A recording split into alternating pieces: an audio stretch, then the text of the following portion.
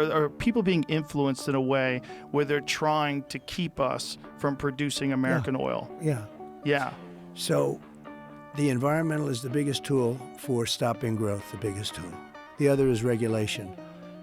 And if you speak to Elon, he said the regulation now to send a rocket up to anywhere, even if you do everything, it's becoming impossible. But they use environmental in order to get people not to do anything. And sometimes I say, I look at some of I know the environmental stuff better because I had to build buildings in New York. I had to do environmental impact studies. And I would see some of these guys that I'd hire for a lot of money, environmentalists that would get you through the process.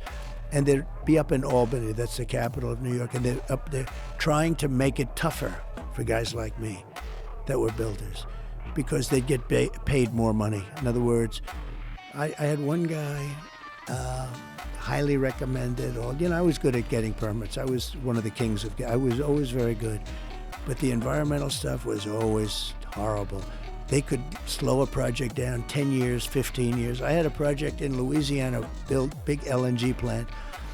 It was for 14 years. It was going to cost $18 billion, one of the biggest, like the Empire State Building, laying down on its side times 4.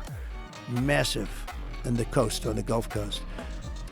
And they said, sir, they're going to give it up. I said, they shouldn't give it up. What's the problem? They can't get their environmental. They had environmental permits that would fill this whole room up to the ceiling.